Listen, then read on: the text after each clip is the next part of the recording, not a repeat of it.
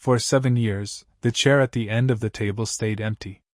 Not physically, someone else always sat there, but in my mind, it belonged to my brother Mark. We hadn't spoken since the fight at Dad's funeral.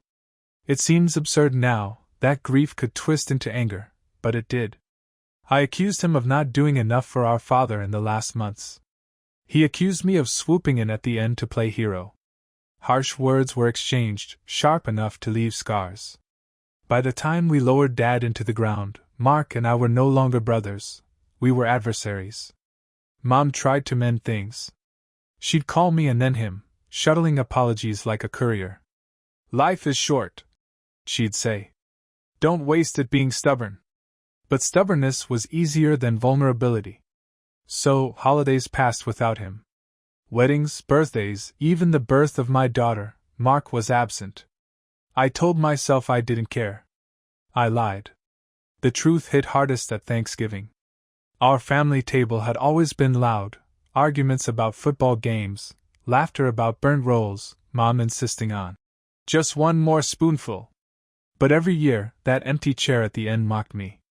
It reminded me that family isn't forever unless you fight to keep it. Last fall, something shifted. Mom's health began to decline. Nothing dramatic, just the kind of wear that comes with age. During one of her hospital visits, she looked at me and said, "I want my boys in the same room before I go." Her voice cracked, and I realized this wasn't about her anymore. It was about me, about Mark, about the years we'd wasted pretending anger was stronger than love. So I called him. After 7 years, I dialed his number, half expecting it to be disconnected. But he answered. His voice was deeper, wearier. "Hello?" I froze. Then I said the simplest thing. "It's me."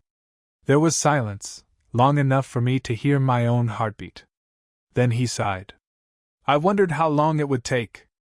We met at a diner off the highway, neutral ground. He looked older, streaks of gray in his beard. I probably looked the same to him. For a while, we just stared at our coffee cups. Finally, he said, "I'm tired of being angry." So was I. The conversation was awkward, full of false starts and long pauses. But slowly, words spilled out, memories of Dad, updates about our lives, confessions about how much we'd missed. He admitted he'd kept track of my daughter through Mom. I admitted I'd Googled his company just to know he was okay. We didn't solve everything that night. Years of silence can't be erased in one sitting. But we cracked the door open. That was enough. Thanksgiving came 2 weeks later. For the first time in 7 years, Mark walked through the door. Mom cried before she even hugged him. My daughter, who had only seen her uncle in photos, climbed into his lap like she'd known him forever. The chair at the end of the table was no longer empty.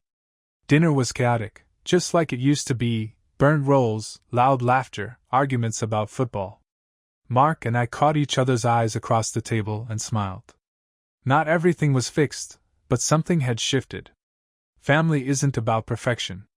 It's about persistence. About showing up, even after you've failed each other. That night, as we washed dishes side by side, Mark nudged me and said, "We wasted a lot of time, huh?" "Yeah," I said.